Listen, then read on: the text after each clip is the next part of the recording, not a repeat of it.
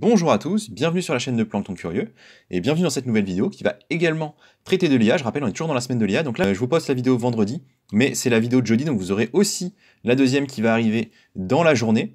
On va parler du coup de Fetch.ai, c'est un des plus gros projets blockchain par la capitalisation, et donc on va étudier tout ça, ça va être assez intéressant. Donc comme d'habitude on va faire présentation du projet, qu'est-ce que c'est, qu'est-ce qu'il nous propose, les informations principale, puis technologie, on ira voir quels sont les produits, comment ils se basent, etc.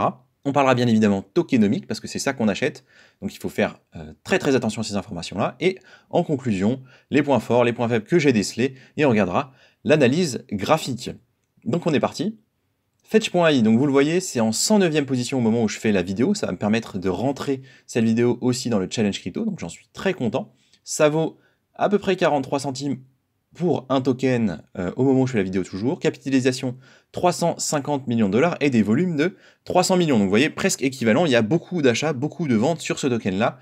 C'est normal, il a beaucoup pump, il y a eu une grosse hype sur l'IA récemment, d'ailleurs ça a peut-être continué. Et du coup, il y a eu beaucoup d'échanges. Donc qu'est-ce qu'il nous propose? Il nous propose une plateforme décentralisée. L'idée, c'est de lier, donc comme j'ai dit, l'IA et la blockchain. Et là, on est sur un cas assez précis. On veut faire de la communication entre des agents connectés. Donc on est sur l'IoT, l'Internet des objets, donc IoT, Internet of Things. Et donc l'objet, c'est de optimiser leur fonctionnement. Donc pour le moment, c'est un peu nébuleux, un peu flou. J'entrerai dans les détails dans la partie technologie. Notez aussi que là, du coup, l'objectif, c'est de supprimer un certain nombre d'intermédiaires économiques, ce qui peut être favorable aux consommateurs, mais à voir également, on en parlera. Ça a été lancé du coup en 2017, donc déjà il y a 6 ans, au Royaume-Uni. Leur fondation, par contre, est basée à Singapour, donc il faut le noter, hein, ils ont les deux volets. Et c'est développé sur la base d'un Cosmos SDK. Donc notez Layer 1 du coup Cosmos avec l'interopérabilité. Et tout ça est bien évidemment du coup le Proof of Stake. Dans les partenariats notables, j'ai vu qu'il y avait Bosch. Donc Bosch, c'est un équipementier, notamment pour les voitures, équipementier automobile, même s'il propose aussi d'autres outils. Et donc c'est assez intéressant, vous verrez, parce que l'IoT, bien évidemment, on va parler de voitures connectées. Donc ils ont fait des tests pour voir s'ils pouvaient prévenir de machines défaillantes. C'était en 2021, vous pouvez trouver facilement l'article. J'ai pas vu de conclusion très pertinente sur le sujet, donc peut-être que c'est moi qui suis passé à côté. N'hésitez pas à me le faire savoir en commentaire. Par contre, depuis, j'ai pas vu grand-chose. Donc 2021, ça commence à faire un peu longtemps. Au niveau de l'ICO, ils ont levé 23 millions de dollars, et notez qu'il y en a 6 qui ont été levés chez Binance. Et on en reparlera, Binance a un poids assez important dans la tokenomique de cette entreprise. Ils sont assez présents. Ils ont pas mal de partenariats, donc j'ai parlé de Bosch, mais il y en a d'autres. J'ai vu avec une équipe de foot et aussi avec des entreprises plus connues. Et le point qui est appréciable, ils ont une communication qui est assez régulière avec leur communauté, notamment via Twitter, Medium, mais aussi YouTube. Ils font des vidéos là quasiment toutes les semaines où ils font un petit récap de certaines infos assez intéressantes qui concernent leur projet. Donc écoutez, je trouve que c'est un bon point. Maintenant que ça c'est dit, on va passer maintenant à la partie tech. Donc qu'est-ce qu'on peut dire? On peut parler du consensus, parce que c'est quelque chose d'assez particulier. Ils ont fait quelque chose d'hybride, à la fois entre blockchain et DAG. Donc DAG, si vous voulez savoir ce que c'est, si vous voulez vous renseigner, j'ai fait des vidéos dessus sur des projets qui sont spécifiquement en DAG. En résumé, c'est une technologie qui est concurrente de la blockchain, qui fonctionne différemment, notamment parce que les liens entre les blocs ne se font pas du tout de la même façon. La blockchain, les blocs sont enregistrés les uns à la suite des autres. Sur la DAG, le lien est différent, il y a des ramifications plus vastes. Bref, là, je fais un résumé un petit peu brouillon. N'hésitez pas à aller voir les vidéos si vous voulez plus de détails. Mais c'est assez intéressant et surtout, c'est curieux de voir comment est-ce qu'ils vont lier les deux, parce que, a priori, il va falloir mettre une limite à un moment, décider de la partie qui est blockchain et la partie qui est DAG. Pour le moment, c'est pas hyper clair, en tout cas dans ma compréhension des choses, mais intéressant. Donc pour la partie blockchain, parce que c'est ça qui va nous intéresser le plus, ils sont sur du proof of stake bien évidemment, donc vous l'aurez compris, il y a du stacking, et ils le font via le Cosmos SDK comme je l'ai dit. Pourquoi du coup est-ce qu'ils ont fait blockchain et DAG? Parce qu'ils estiment que les blockchains seraient potentiellement trop lentes pour le nombre de transactions, le nombre d'informations qu'ils ont besoin de transmettre par seconde. Donc à mon avis, ils n'ont pas complètement tort, ils ont bien pensé leur problème, mais il y a quand même des blockchains qui proposent des réseaux très rapides, donc à voir, mais eux, ils ont envie de faire sur les deux. Donc voilà pour ce point-là. Au niveau de la promesse qu'ils nous disent qu'ils vont faire, l'idée concrètement, en 3 mots, c'est de rendre le monde plus efficace. Hein. Donc plus efficace, meilleur et en fait plus optimisé. C'est un peu ça qu'ils nous disent. Comment est-ce qu'ils veulent faire? On va prendre l'exemple des voitures connectées. Donc ils veulent connecter des objets, par exemple les voitures. Ils vont faire appel à de l'IA avec notamment le machine learning. Donc en fait, le machine learning, c'est entraîner une IA avec des informations, avec des données pour lui donner en fait des patterns, des habitudes, des façons de traiter l'information et de le faire de façon la plus, entre guillemets, intelligente possible. Donc comment ça fonctionne? Je vous donne un exemple. Là, les voitures connectées, je pense, marchent bien. Je suis conducteur de ma voiture. Ma voiture fait partie d'un réseau connecté. Donc comprenez que chacune des voitures a en soi une borne Wi-Fi qui lui permet de communiquer avec un routeur central qui peut lui envoyer des informations à toutes les voitures et recevoir des informations de chaque voiture. Et donc l'idée, c'est que peu importe, je pars en vacances et j'arrive, il faut que je me gare, sauf qu'il y a plusieurs parkings. Enfin, en gros, je ne suis pas capable d'estimer si oui ou non il y a de la place dans le premier parking, le deuxième, le troisième. L'idée, c'est que le réseau de voitures va me permettre d'avoir cette information-là. C'est-à-dire que les voitures qui sont dans le parking vont dire au routeur, oui, il y a ici 0 place, 1 place, 2 places. Donc, statistiquement, vous pouvez arriver dans 10 minutes et vous garer et trouver une place. L'IA va faire ce calcul-là, va traiter ces informations-là et va estimer quel est le parking le plus intéressant sur lequel se garer. Donc, elle va m'emmener automatiquement soit au premier, soit au deuxième, soit au troisième. Voilà, un peu pour l'illustration de ce à quoi ça pourrait servir. Donc là, c'est un peu brouillon. Il faut imaginer qu'il y a plein d'autres thématiques dont on va parler juste après. Et pourquoi est-ce qu'ils font appel à la blockchain? Ils mettent en avant le fait que c'est à la fois transparent et décentralisé. Donc transparent, ça nous permet de savoir ce qui se passe à tout moment. Donc ça, je suis d'accord, la blockchain le permet. Décentralisé, je suis moins convaincu parce que, à part le proof of work, la plupart des blockchains en proof of stake sont quand même plutôt centralisées. On a une tendance à la concentration des acteurs de stacking et donc à la centralisation. Donc ça, bof, mais à la rigueur, c'est pas forcément le point le plus important ici. Donc au niveau des thématiques, comme je l'ai dit, on a parlé des voitures, mais il y a plein d'autres choses. Et eux, ce qu'ils mettent en avant, qui à mon avis n'est pas exhaustif, il y a déjà le trading.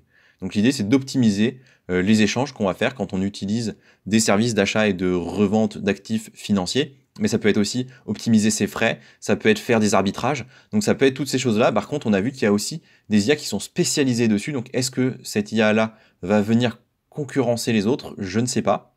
On a parlé des déplacements, donc on a parlé des voitures, mais en fait, ça concerne tous les déplacements, et ça pourrait certainement limiter tout un tas de problèmes, notamment au niveau des excès de vitesse, au niveau des accidents. Donc pourquoi pas? Après, c'est aussi une limitation de la liberté des gens, donc à voir comment ce sera accepté, mais le point sur lequel ça peut bien fonctionner, c'est sur les transports publics. Parce que les transports publics, du coup, ça implique pas de rentrer dans les véhicules privés des gens, et c'est possible de le mettre en place et de le faire de façon intelligente. Donc ça, oui, je trouve qu'il y a un bon point. L'autre point, je pense que c'est toute la partie logistique, même si là, ils l'ont pas mis en avant. Mais tous les acteurs de la chaîne logistique et des livraisons, je pense, peuvent profiter beaucoup de ce type de service au niveau de l'information. Ils parlent aussi d'optimisation économique, donc ça c'est le troisième point. On parle de supprimer les intermédiaires. Donc je pense par exemple quand vous avez envie d'acheter ou de vendre un bien immobilier, vous passez souvent par une agence, donc c'est pas obligé, hein, vous pouvez vendre et faire sur le bon coin, tout gérer vous-même, mais en général on va proposer des services d'agence qui vont du coup être payés en fonction soit du prix du bien, soit une commission qui est fixe. Et donc l'idée c'est que là l'IA serait capable de mettre en relation et de traiter la plupart des infos elle-même, donc sans passer par cette agence-là. Donc ça c'est un point, en tout cas que eux mettent en avant. Là l'exemple c'est moi qui l'ai pris, mais l'idée est un peu là. Par contre je trouve qu'on oublie rapidement un autre aspect des intermédiaires qui sont des tiers de confiance. Et donc on a quand même ce relationnel qui est assez important et que l'IA a priori ne fournit pas, en tout cas de ce que j'en sais.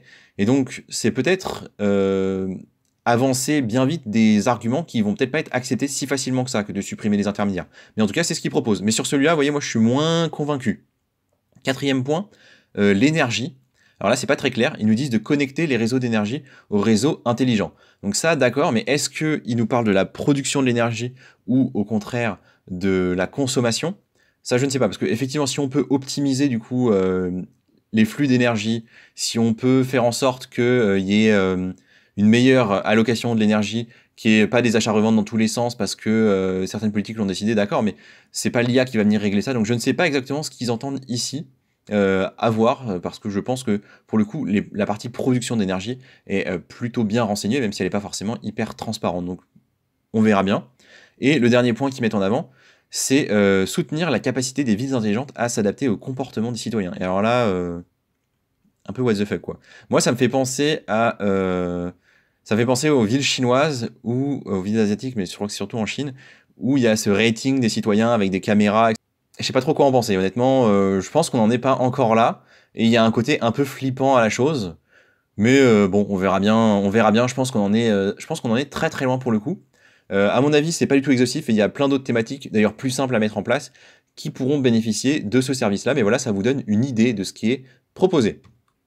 On va maintenant passer à la tokenomics, c'est quand même le point le plus important pour savoir si on achète ou pas. Et tout de suite, je vous invite à aller en haut à droite de l'écran et vous voyez l'offre en circulation qui est de 818 millions de tokens. Et on nous dit qu'il y a une offre max de 3,4 milliards et une offre totale de 1,152 milliard. Et alors, ce qui est assez intéressant, c'est que si on va en bas à gauche, on voit que dans la token économique, le white paper nous disait qu'il y aurait pas plus de 1,152 milliard tokens. Donc, qu'est-ce qu'on doit penser? Parce que là, ce qu'on nous dit, c'est qu'il y a 24% de la supply qui est mis, donc c'est vraiment pas beaucoup, c'est assez inquiétant. Ça veut dire qu'on va se faire diluer. Mais alors là, je ne l'ai pas mis sur l'écran parce que le graphique était tout pourri. Mais ils nous ont parlé, en fait, dans le white paper d'une émission de tokens qui aurait lieu sur 6 ans, donc depuis 2017, et qui du coup devait se terminer à peu près au bout de la 6e année. Donc théoriquement, on devrait arriver à la fin de l'émission, c'était assez linéaire, là à la fin de l'année, et c'est pas très cohérent avec les 24% que nous affiche CoinMarketCap. Donc on peut supposer qu'il y aura effectivement que 1,152 milliard de tokens, et qu'il resterait plus ou moins 20-25% à émettre, ça aurait plus de sens. Bon, c'est pas ce qu'on nous dit là, donc attention à cette information-là, mais il est possible que plus de tokens soient émis que ce qu'on voit ici. La réalité, c'est que je ne sais pas, je ne peux pas vérifier l'information. Donc ça, il y a un point d'interrogation. L'autre point, c'est l'allocation des tokens. Donc tout à gauche, vous voyez que déjà, la fondation, les founders et les advisors, c'est 50% des tokens. Donc attention, il y a 50% des tokens qui sont entre les mains des gens qui ont créé le projet ou qui l'ont financé. Donc ça, c'est quand même important. C'est même vraiment pas négligeable. Et l'autre point, c'est que Binance, si vous regardez sur la répartition actuelle, donc on est sur la chaîne Ethereum, Binance a 45% des tokens. C'est quand même énorme. C'est-à-dire que si vous associez les deux informations, vous comprenez que entre Binance et la fondation, les personnes qui ont créé le projet, l'essentiel des tokens se trouve là. Alors, est-ce que Binance se trouve dans les founders? Oui, en partie, mais à mon avis, pas exclusivement. Donc attention, il y a une grosse concentration des tokens entre peu de gens. Ça veut dire qu'ils peuvent largement manipuler le cours du token. Faites attention, c'est quand même pas négligeable. Au niveau sinon des paiements, enfin des paiements, au niveau de l'utilité du token, donc il sert au paiement sur tous les services qui sont proposés, il sert à l'accès aux services, c'est-à-dire que si vous voulez utiliser les services d'objets connectés proposés ici, il faut avoir des tokens, donc ça c'est intéressant comme incentive, et il y a du stacking, en tout cas de ce que j'ai pu voir, sur leur site. Donc voilà globalement au niveau tokenomique, je dirais information un peu floue et attention à la concentration. On va maintenant passer du coup aux forces et aux faiblesses et globalement à la conclusion sur le projet.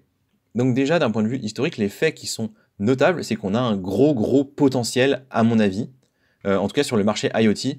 Si on aime bien ce narratif-là, si on aime bien le narratif du monde tout connecté, il y a vraiment quelque chose à jouer sur ce projet-là.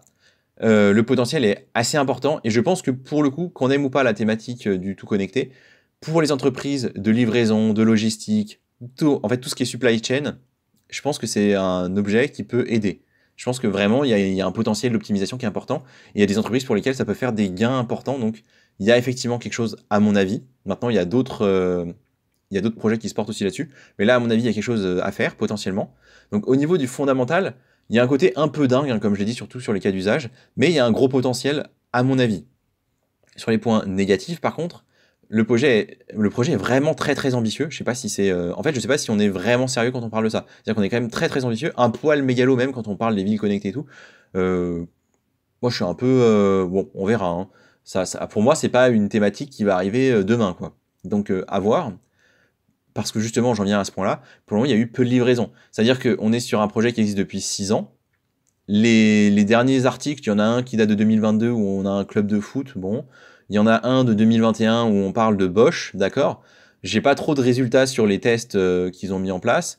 Et pour le moment, il n'y a pas de grosses informations, à moins que je sois passé à côté. Mais j'ai passé pas mal de temps sur les recherches et j'ai rien vu de fou. Donc, ok, mais pour le moment, c'est surtout de la hype en fait. Au niveau des faits économiques, on apprécie qu'il y a une supply max. On apprécie qu'il y ait des partenaires importants, notamment Binance. Le problème, c'est justement que Binance est, à mon avis, trop présent, beaucoup trop de présence de Binance. Le jour où ils décident de vendre leur token, ça va faire mal quand même, hein. Donc ça, attention. Notez qu'il y a quand même aussi, comme j'ai dit, le très gros poids de l'équipe de la fondation. C'est 50% des tokens, c'est vraiment beaucoup. Donc attention. Et on ne sait pas trop ce qui se passe. Est-ce qu'ils ont émis 25% des tokens ou est-ce qu'ils ont émis 75%? Là, c'est pas très clair. Donc sur la tokenomique, je dirais, attention, faites gaffe. C'est quand même quelque chose de un peu glissant, à mon avis. Ce que je vous propose, c'est que du coup, on aille voir graphiquement à quoi ça ressemble, parce que c'est pas idiot, à mon avis, de rentrer sur le projet. Il y a potentiellement des choses à faire, donc on va les regarder. Et donc voilà, déjà, la courbe, en tout cas, depuis qu'il est sur Binance, donc depuis 2019, et on voit qu'il a bien aimé les deux bear markets, donc ça c'est quelque chose qu'on apprécie parce qu'il a fait du coup un deuxième plus haut lors du début d'hiver, lors de la fin d'automne. Donc ça c'est un point qui est positif. Depuis, il a bien évidemment dégringolé très fortement. La maximale était ici. On va mettre, voilà, on va mettre les traits. Donc à 1,19 et le plus bas du plus bas, on ne l'a pas touché d'ailleurs cette année, c'était 0,077. Donc vous voyez qu'on est allé on s'est arrêté beaucoup plus haut, hein. On n'est vraiment pas allé toucher les plus bas. Donc on est quand même allé à 0,05 et depuis ça a été un espèce de tout chousse vers le haut jusqu'à cette maximale là. Donc on a quand même fait un beau x10 depuis ici, hein, depuis novembre 2022.